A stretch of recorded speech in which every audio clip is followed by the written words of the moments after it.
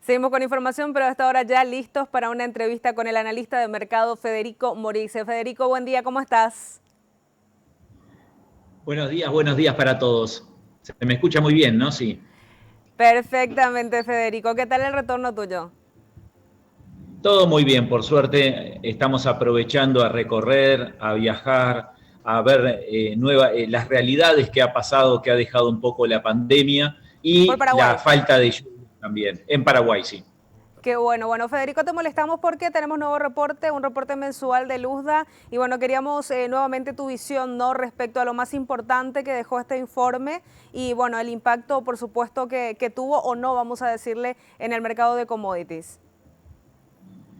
Bueno, el informe, como todos los informes, genera cierta expectativa, pero este quedó en segundo plano. Ahora el primer plano que está teniendo el mundo y los productores, la industria, los compradores, los importadores, es el conflicto que hay entre Rusia con Ucrania. No tanto fue el informe, pero el informe lo importante, lo que hay que tener en cuenta es que sigue reduciendo la producción de Brasil, que eso normalmente suba de precios, que el mercado lo venía esperando. Lo mismo que está pasando, que pasó en Paraguay, que hubo sequía y se perdió el 50% o capaz que más, dependiendo un poco cómo continúen ahora las lluvias, que son bienvenidas y bendecidas, porque la verdad que sin lluvia es muy difícil de producir. Eh, Pasó en Brasil, disminuyó en muchos millones de toneladas y eso significa que el mercado chino y el mercado Asia, que es el principal consumidor del mundo, empieza a buscar esa materia prima en otros países. Lo busca en Estados Unidos. Al ir a comprar a Estados Unidos, automáticamente hace subir el precio internacional. También la seca impactó en Argentina, que las últimas lluvias de febrero y ahora en marzo están ayudando a recomponer los cultivos. Pero también es un país que tiene sus problemas internos, políticos, económicos, que tratan de exportar lo menos posible y además el productor no quiere vender y eso es menos oferta a nivel mundial y automáticamente suben los precios. Y además el conflicto este bélico que nos hace llevar a precios por las nubes y es bienvenido para el sector productivo y exportador. Federico, hasta ahora nos estás mencionando exclusivamente rubro soja. Sí, en maíz sucede muy similar. También se disminuyó un poco la producción, pero ¿qué es lo que está pasando? La soja al subir mucho de precio, el trigo a llegar a niveles de 500, casi $500 en los puertos de diferentes orígenes a nivel mundial, se empieza a demandar más maíz. Y el maíz ya vemos que anda entre 280, $300, lo cual es un precio excepcional para el productor, tanto sea en Paraguay, en Argentina, en Brasil y en Uruguay. Hay poco stock de maíz. Hasta en algunos momentos Paraguay tiene que estar importando, como harina de soja también. Brasil le podría llegar a pasar también, si se pone a hacer como otros años, que vende más de lo que consume y después tiene que estar comprando en Uruguay o en Argentina. Entonces, el contexto mundial nos está ayudando. El contexto regional nos está ayudando también, pero la sequía fue un desastre para el sistema productivo. Principalmente el Paraguay fue el más afectado de todos porque disminuyó la producción en un 50%, que gracias a eso, que es un desastre, es la suba de precios también. Además del conflicto que hace subir los aceites, son dos países, Rusia y Ucrania, que tienen el 80% del mercado de aceites del mundo. Entonces, al no estar exportando, empieza el aumento de consumo de otros aceites y automáticamente hace subir el precio de la soja. Federico, Y del maíz también por los biocombustibles, perdona. dale, perfecto. Ahora, Federico, ¿qué tan bueno es, vamos a decirle, hablar de esta mejora entonces en la cotización, teniendo al menos aquí en nuestra región tan bajo volumen de oferta disponible? Y en realidad es un desastre porque el objetivo siempre del productor y como un país productivo es tener kilos.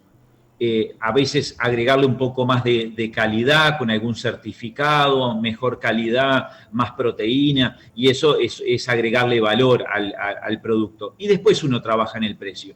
Si yo tengo una soja de $700, pero no tengo kilos o saco 500 kilos, no me termino pagando mi inversión, entonces no sirve. siempre hay que ir regulando. Si hay más producción, más oferta en el mundo que demanda, automáticamente el precio a veces se va por abajo del costo de producción. Y que lo hemos visto 3 o 4 años atrás, cuando la soja estaba en $270, estábamos por abajo del costo de producción. Y ahora, por la sequía regional, por el conflicto logístico y de abastecimiento mundial, automáticamente sube. Pero justo el productor paraguayo, por la sequía de diciembre y enero, no lo llegó a capturar ese precio. Entonces hay que ir nivelando las dos cosas. Por eso es muy importante para el sistema productivo tener seguros de rendimiento, seguros para la producción y en paralelo seguros de precio para ir haciendo un mix entre los dos y asegurar la producción y el sistema productivo, ya que una economía como la paraguaya es muy dependiente de la agricultura. En esta zafra 21-22, ¿qué tanta fue la apuesta del productor paraguayo por estos seguros que vos estás mencionando? Y del seguro de rendimiento muy poco, está muy poco desarrollado. Los seguros de precios sí, muchísimos han avanzado. Estamos trabajando mucho en educación de seguros de precio porque es una operación financiera.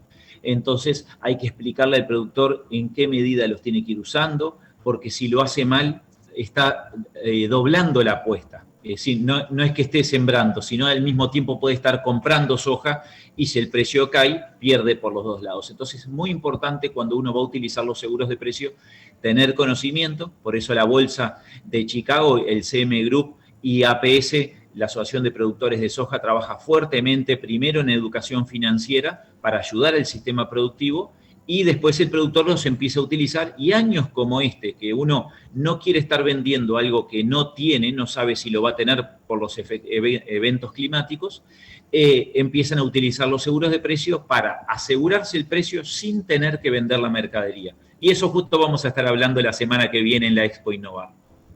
Perfecto, por supuesto, en donde Canal Pro va a estar también presente, así que por allí nos encontramos con los compañeros también, Federico. Háblanos respecto a lo que decía este informe de Luzda, este último, sobre Paraguay. ¿Cuáles fueron los números que salieron para nuestro país?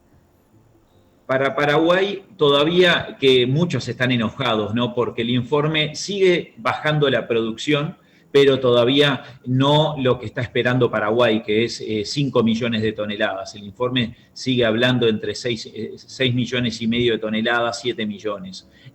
Pero con todos los países, no hay que enojarse con el informe de Luzda, es el informe referente, pero lo va ajustando gradualmente. Lo que no puede hacer el informe es ajustar mucho, bajar y después estar subiendo. Entonces, normalmente lleva 2 meses atrás el informe de lo que es la realidad del mercado, por eso hay que ir conociendo la información. Si lo va bajando, como hizo en Brasil, lo va bajando, como hizo también en Argentina, lo va reduciendo la producción, va en la línea. No hay que mirar el número en sí, sino cómo es la tendencia, y eso es importante de los informes de Luzda. Sea en maíz, en soja, en trigo, no importa el país, lo mismo en China, que hay que tener mucho cuidado, porque en China también comenzó los primeros informes con un consumo, por ejemplo, en soja de 100 millones y ahora estamos en 97. Y en el próximo podría ser en 96 y 95. Eso significa menor consumo de soja, que tarde o temprano va a terminar pegando negativamente en los precios.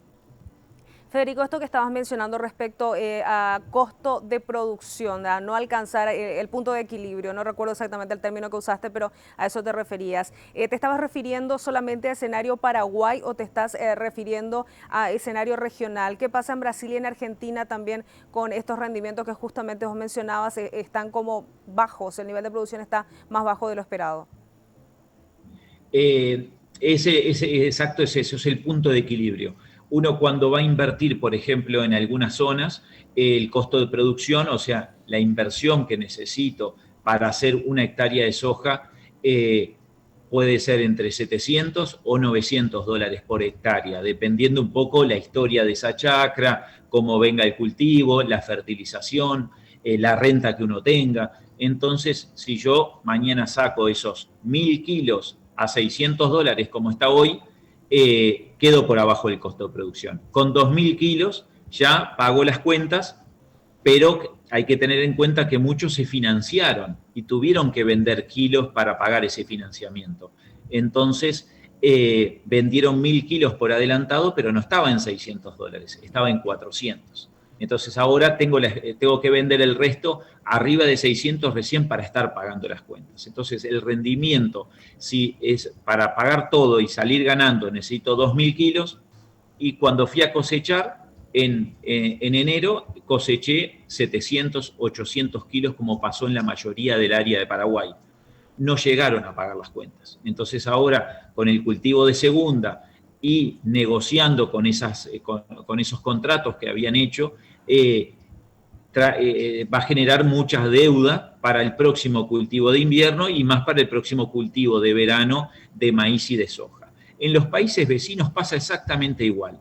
Los únicos que pueden diluir los costos es Brasil, porque hace todo en su moneda local, entonces a veces su fluctuación entre las monedas le ayuda a compensar esos costos. Y después, por otro lado, tenemos Argentina, que sí tiene menos valores por las retenciones, pero también ¿quién no le gustaría ir a llenar el tanque de combustible en Argentina, que está casi a mitad de precio?